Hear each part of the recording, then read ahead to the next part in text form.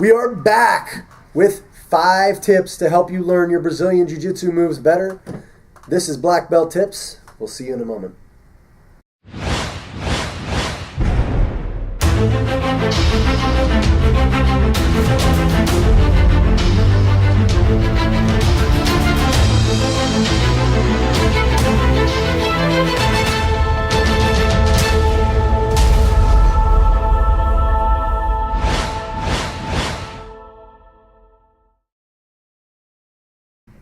Sure you're ready? Yeah, I just pictured you. Welcome back! This is Bill Jones. As always, head instructor of top-level martial arts, Brazilian Jiu-Jitsu Black Belt under Master Pedro Sauer. With me, my co-host, my friend, slightly above novice in all things, Mr. Edward Whitney. That is me. Thank you for having me. You're welcome. You're always here. It's, yeah.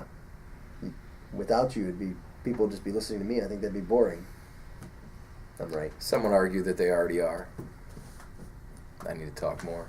Oh, they think you need to talk more? Yeah. All right, guys. So what we've got is 5 tips to help you remember your moves, right? So learning jiu-jitsu is a very difficult thing. That's why it takes roughly 10 years to earn a black belt. That's why a lot of people simply don't do it. It's tough. They can't hang. It's tough. And that's not everybody. That's not the reason everybody doesn't do it. It's not the reason everybody quits. That is a problem for a lot of people. They say, man, it's intimidating. And so what we wanted to come at you with today is some things that will help you remember the techniques, some kind of learning things, as well as maybe just learn jiu-jitsu in general. Help you get better at that as well.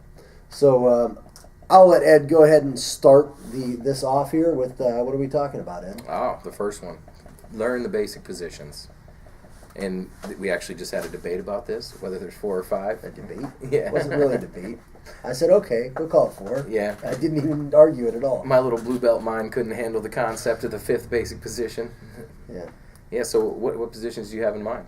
So we've got your guard, your side control, your back control, and your mount. Number 5 could be standing, if you want standing. That's the one he couldn't figure out. No, I'm just messing with him. No, top guard versus bottom guard. Yeah, for some reason my brain always categorizes top guard, top mount, bottom mount. Categorizes it a little differently, but I think when you're first learning, if you just remember those basic positions and understand that, in generality, let's start with worst position, which is someone on your back. Second worst position, someone mounted on top of you. Third worst, someone in side control on top of you. Fourth worst, / kind of neutral, is someone on top inside your guard. And then we get slightly better. You're on top inside their guard. Better than that, you're on top side control. Better than that, you're on top mount. Better than that, you're on their back. And so if you remember that, and then go further, right? Categorize all the moves based on those positions, right? So when you're seeing a move, say, wait, forget even what the move is, what it's trying to accomplish. What position are we in? It's going to be easier to remember later. Yeah. Okay, we worked guard today. Everything we did today came from the guard.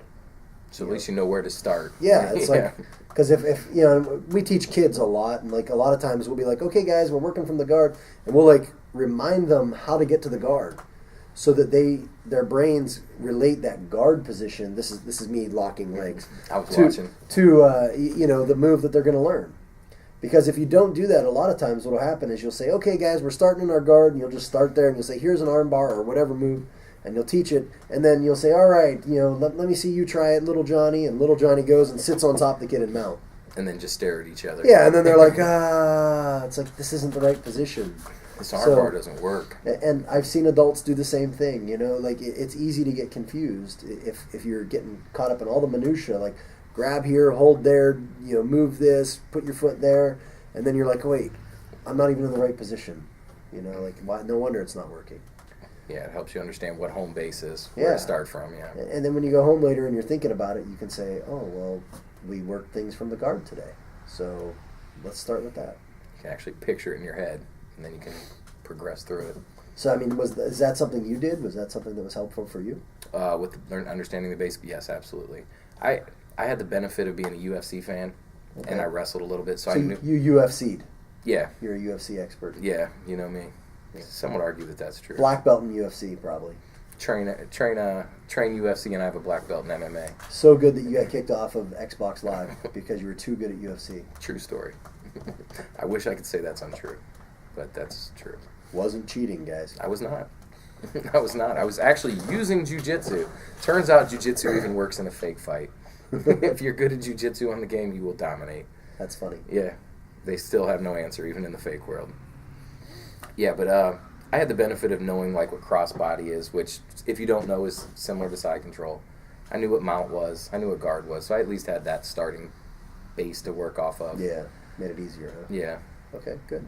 Which was very beneficial. So that's number one, right? You just learn those basic positions. Easy enough, right? Yeah.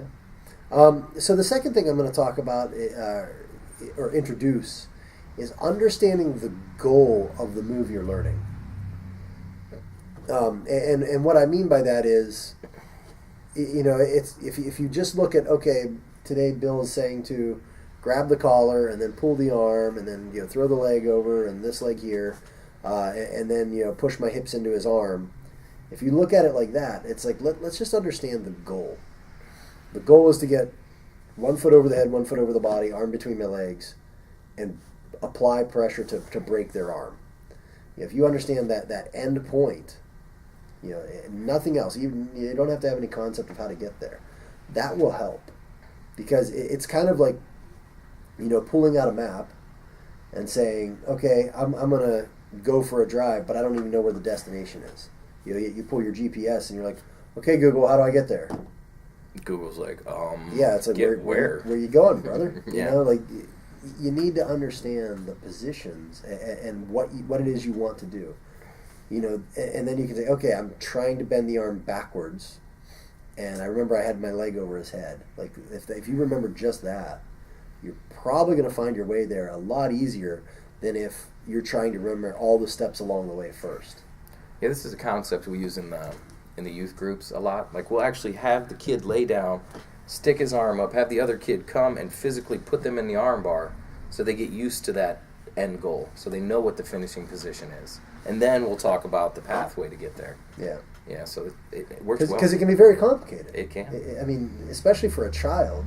If you're trying to teach a 6-year-old, a move with like 12 steps, great if you can do that on a consistent basis. Yeah. Amazing. Please. Especially if you can do that to a group of 6-year-olds, not just a 6-year-old, but like 12, 13, 20 6-year-olds at one time, and they can all get an armbar down, then you're doing something great. I mean, that's amazing. Yeah. But a lot of times you have to simplify it and go with the main goals. Yeah. What's the bad thing happening to me? Where do I need to end up? And so starting from there, saying, okay, well, I know I'm in the guard, and maybe the bad thing happening is they're holding my neck, and I need to end up with their arm bending backwards between my legs. Understand the basic position. Understand the basic context of the move and what you're trying to accomplish. I would even take it one step further. I use the kids as a reference a lot because I teach a lot of kids classes. But with like the kids, if you're teaching a sweep, they need to understand that it's a sweep versus a submission. Yeah. I actually had a kid trying to do a sit-over sweep, and he said, they're not tapping. I'm like, well, you're not trying to tap them. You're trying to sweep them to their back. And the important thing about that, and this actually brings up two things. One is a bonus tip. Okay. Understand the terminology of jiu-jitsu. Mm-hmm. What is a sweep? What is a submission? What is an escape? You know what I mean? Yeah. And knowing that they're all different things and that they all have different goals. Yeah. And then the second is more of a teaching tip, and this goes into something we were talking about earlier, is what makes a good teacher, right? Mm-hmm. A good teacher would take that note that you clearly took to heart and say, wow, every time I teach this, I need to explain what a sweep is, especially in a beginner's class. Yeah. I need them to understand that a sweep means I'm going from the bottom to the top from a guard position to the top of the game, right? Yeah. I'm top guard, top side control, top mount, somewhere like that. Yeah. What is a transition? That goes back a slight step to the bonus thing. Yeah. So understand your positions, understand what the terminology means, and a lot of these things can be done very easily. You can look those up online, very, very easily. Go to Google. What's a jiu-jitsu sweep? Brazilian Jiu-Jitsu terminology, and you're going to find probably 1 billion articles about it. Just because, UFC probably has them. I'd be shocked if they don't, because they want their customers Fans to be educated. Yeah. All right, so that takes us to the next one. And I have a saying that repetition is the mother of skill. And I've heard other people say it. It's one of those things that I kind of came up with on my own, and then I heard other people say it, so I'm not saying I invented it, but it's definitely true. It was created independently from other sources. Yeah, Yeah. But repetition is the mother of skill. So one of my pet peeves is when I teach a move and I see someone train it twice and then sit around talking, and then later they want to ask me about the move. They want to be like, when you're doing that move, what's your defense to it? It's like, well, you don't even understand the move. You barely trained it, and you want me to tell you a defense to it?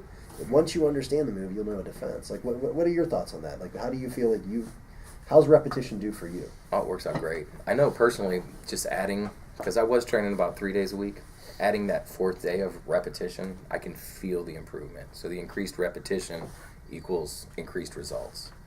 But the point you were just making about training it twice, this is something I struggle with, because in the academy, everybody's kind of my friend, basically. Mm-hmm. So I have to be careful not to train with my buddies, because then I just want to chat and sit around and talk, and how are things at work, how's this, how's that, and which I love to hear. I love it when I see people talking, because, again, I've said it almost every podcast I ever do.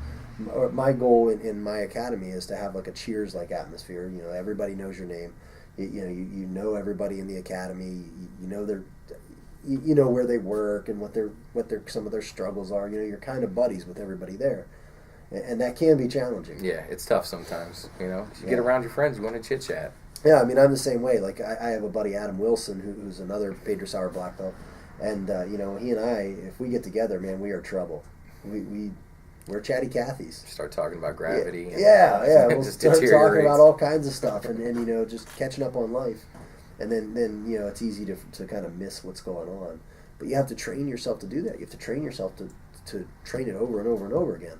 Because now, let's look at it from the context of someone trying to learn the move, trying to remember the move.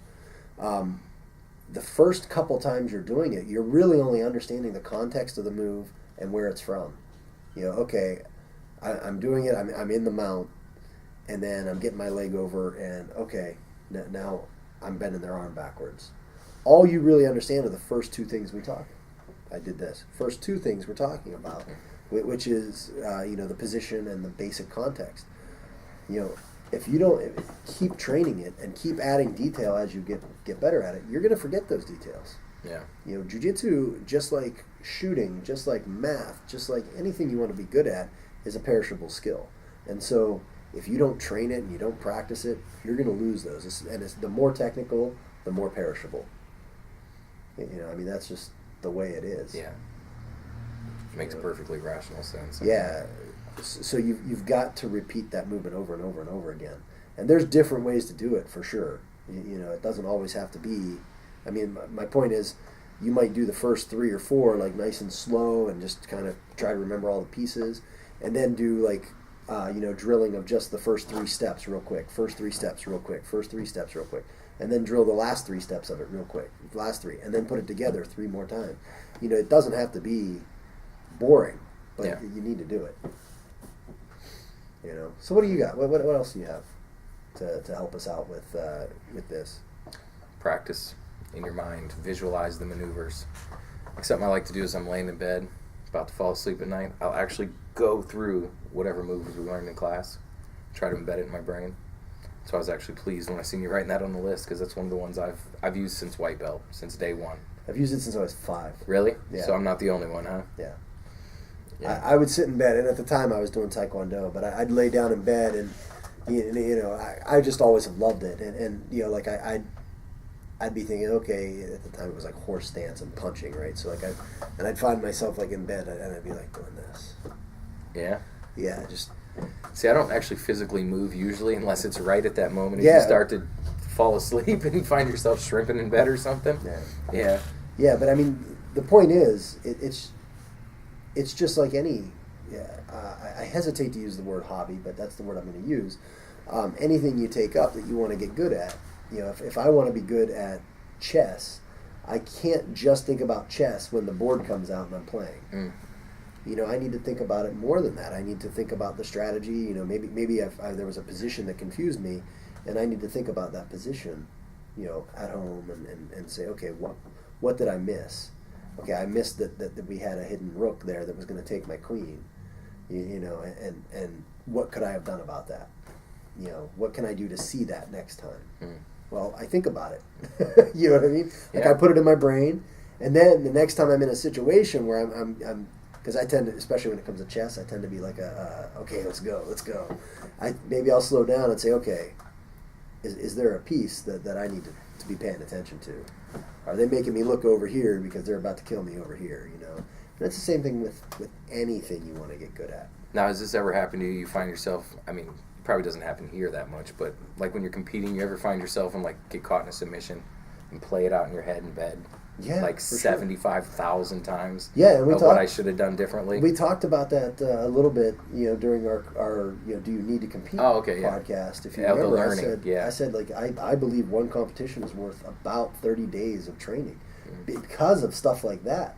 You know, you're going to remember what you lose to, especially in competition, because competition, like, you just feel it more. Like, the stakes are higher. Everything's just a little more exciting in competition. So you feel it more, right? And you're going to remember it better. You're going to remember everything that happened. You're going to go over those details over and over and over again, and you're going to keep, you know, you're going to... It's burned into your memory. Yeah, and you're going to remember it. So what else you got for us? You know, the last thing that I wanted to talk about a little bit is focus on what works for you. And this is hard for... I don't think this is a good advice for a brand new person, because they don't have anything that works. You know, for them, first 4 things, stick to that, you're fine.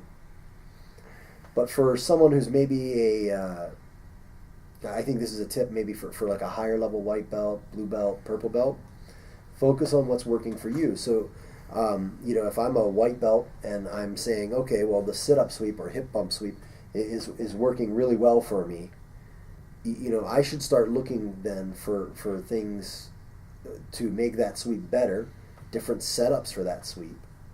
And also, I should be looking for things that connect to that sweep. A little guillotine action. Yes, a guillotine, a triangle choke, you know, kimura. All these things connect to that position pretty well. And you know, so I should be looking for that stuff. I should be saying, okay, you know, what's next in this progression? And then it's a slightly higher level thing to be thinking about the progressional changes. But also, I mean, if you're hitting the move, that's great. But, you know, the next step is to go to the instructor and say, I'm hitting the move here. Here's how I'm doing it. Am I missing anything? Because now you understand the move. If you're hitting it and you're using it and it's working for you, you understand the basic mechanics at least. And, you know, what other mechanics can I add to this to make sure that it doesn't stop working for me in a month, which happens all the time. It happened to me personally. Yeah, what was it? What move? Triangle choke. Yeah. Fortunately, I have Nate August. What's up, buddy? I have him in the building, so I can always go and say... For anybody who doesn't know, Nate's the resident triangle choke expert at top level martial arts. He's a very tough brown belt with definitely a black belt level triangle choke. Yeah. Which is another discussion altogether. Like I've met purple belts with black belt level moves. So we could talk about that, you know, what makes a black belt another time. Yeah, but it's nice to have Nate in the building, because when this is what they're doing, I go to him and he says, well, add this detail, and it starts working, and then... Yeah. Or he says, hey, when they start doing that, check this out. Yeah. Here's a great follow-up move. Yeah, exactly. Yeah. But that wouldn't happen. You wouldn't get that benefit if you didn't focus on what worked for you. Yeah, if you didn't focus on, okay, I like triangle choke a lot. Here's the grips I take to set it up. Here's what I do. Do I, you know, what's another setup I could use, or what's a good follow-up on it? So far we've talked about, you know, understanding the basic positions as you know, that's like for building a house of jiu-jitsu, like that's the foundation, right? Yeah. That's the cement, the basement, all that stuff. And then and along with that, understanding the terminology. Understanding what is a sweep, what's a transition, what's a pass. What does this all mean? And then understanding the goal of the move you're trying to learn. That's the second layer. That's like putting up the frame of the house, right? Like, okay, timbers. I have a goal to break an arm. I have a goal to choke someone. I have a goal to break a knee. I have a goal to break an ankle. I have a goal. I mean, that might sound morbid, but that's jiu-jitsu, right? That's what we're doing. We're bending things in terrible directions, and then the repetition that's going to build that and add all the other little things, right? Like, okay, we've got the basic house built with the goals and all that. But now we want to put some furniture in there. Now we want to put some nice paintings on the wall. That's all the little grip sets and all the little the little nuances that will make it work. That the reason that a world class competitor can make it work against even like a high level black belt, and a blue belt can't, because they have all these little nuances, all these little shifts in movement, all these. Master Sauer always talks about cooking soup. He talks about making soup and how like the basic, and I'm going to get into something else here, but like the basic moves are like the broth. You start with that and the stock, and then everything else is like, okay, here's the carrots. Here's you've got like your meat. You've got your basic vegetables. Here's a little spice. Here's some salt. Here's some pepper. Here's some oregano or whatever. Like. All those other little things are just spices that help make it work, help make it not bland, right? Yeah. And that brings me to what I'm going to call a bonus tip, but it might be the most important tip of all of them. Really? Yeah, which I should have said at the beginning. I should have said, hey, don't forget to hang until the end, because I've got the most important tip at the end. But that's just how I roll. Winging it. Winging it. Winging it, Bill Jones. No, and that we're not winging it. Look. We're not winging it. I've got at least 7 lines of stuff written down. I give him a hard time. But it's to learn the basic mechanics or movements that are applied throughout many different techniques. Mm. And what that's going to allow you to do is to better understand every move you learn. So if I understand the UPA or a bridge and roll, if I understand that mechanic and understand it well, I'm going to be able to identify it in many different moves. Does that make sense? Total sense. If I understand that the mechanic of an UPA, or specifically of the without the roll, let's say without the roll, just the bridge, is the same in the technique of UPA, where I'm escaping the mount, as it is in the armbar from side control. What do we need, right? We need our heels very close to our butt. Knees tight. Side control, we should be pulling those hips in. Knees are a little together in an arm bar, but I lift the hips, raise them up, keep everything tight. You don't roll in the arm bar necessarily, but you could depending on what the opponent's doing. Yeah. If I understand that basic mechanic, then I'm going to understand how to break the arm at the end there a lot better. If I understand the basic mechanic of a squat position, I'm going to hit more arm bars. I'm going to hit more takedowns. And so you're looking for these mechanics, the shrimp, the rocking chair. You're looking for these mechanics that happen over and over and over and over again throughout all these techniques. And once you get that, not only are you going to learn the techniques better, because now you have more little. Like if all I have is the position, like I understand the positions. Okay, so from guard, you could rattle off probably 100 techniques right now, but okay, we've got the arm bar, we've got the triangle choke, we've got the omoplata, we've got all these moves. But if I can then say, okay, that's fine, we've got techniques from guard. Now I can further group them. Okay, are they submissions or are they sweeps? Or an escape. I would argue that your stand and base could be an escape from guard. I was going to ask, is there an escape from guard? But and now we can further group those. Which moves utilize the idea of spinning. So now we've got armbar and omoplata, right? Which moves utilize the idea of a hip bump? Okay, now we've got obviously the hip bump sweep. We've got potentially the kimura, the guillotine. So all these moves can be further broken down into these little segments that are going to help you. And the more you understand these little segments, the more connections you can make, the better you're going to understand the move, and the more likely you are to remember it. Yeah, for me personally, it was the double wrist lock that you use on the Americana Kimura. I know it's not exactly a movement. Double wrist control. Yeah, okay. Double wrist control. But whatever it is, yeah, once I got that down, it opened up this whole world of submissions. Just getting that grip down. Just getting used to that. Yep. Because you can grab you can do an arm bar with that control. Yep. You can, a lot of things. Toe holds, everything. I mean, there's just a ton of different ways you can grab someone with this set. Yep. Wrap something up, get a hold of it. Bend it. Bend it. So anyway, I mean, and that's the eventual goal, right? Is to learn these techniques. Now, we could go on forever with learning techniques, and I purposely avoided when we were doing the research for this. Ed was throwing out some ideas. We were talking about learning models. We were talking about auditory learning and visual and all this stuff. And I purposely skipped that because I think that's like the obvious stuff.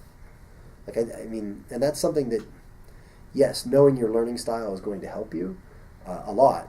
But I don't think, call that a bonus one if you want, but I don't think that's what you're really looking for. You're looking for things like, what did I do? How do I remember the thousands of techniques I know? And I think that's what people really want to know. And I didn't do that by researching my learning style. Fair enough. You know what I mean? No, I do 100%. I used these kinds of things that we're talking about today. I use these kind of things currently trying to. And I still do. Yeah. But for me, because it's a little easier for me, because a lot of times a new technique to me is just an addition on a technique I already know. Or a modification. So again, I have, this all these connections that I can make that say, okay, well, this connects to guard, it connects to upa, it connects to this movement and that movement, it connects to that movement and this movement, it connects to here, here, here, here, here. All I have to remember is, add this one little take detail. this grip instead. And now I've got that move, but that's just because I've been doing it longer. That's not because I'm so good. It's not because I'm so amazing. It's because I have the experience. That's it. That's the only thing. You know what I mean? Let's be honest, though. That's what sets jiu-jitsu apart, though. Is that that's the difference? Because physicality is so important in everything else. Mm-hmm. Yeah, I mean Yeah. Yeah. So anyway, guys, I hope this has been helpful to you. If you think it's been helpful, do me a favor, comment below with whatever, something that says thanks. 101 guard techniques, please. Yeah. And make each one a separate comment. YouTube likes comments. Yeah, so I said, each comment. They also like thumbs up. I like thumbs up too. I do too. So maybe give us a thumbs up. But anyway, guys, that's all we have for you for today. If you have any questions, please post them below. I'm always happy to answer. If you have any comments, post them below. If they're mean, that's okay. I'm cool with it. I'm thick-skinned. Yeah, that's fine. I'll be all right. But anyway, thank you for watching. I'm much appreciated. This is Black Belt Tips. I'm Bill Jones. With me, as always, Ed Whitney. You guys, we're out. And they let go. But it's still, damage is done. Yeah, the damage is done. And it just comes on that much quicker. Because they're not going to put it on real slow and say, is he going to tap? Is he going to tap? Is he going to tap? Because they put it on real slow, I escape. You might win. Yeah, I might win. And their job is to win, right? That's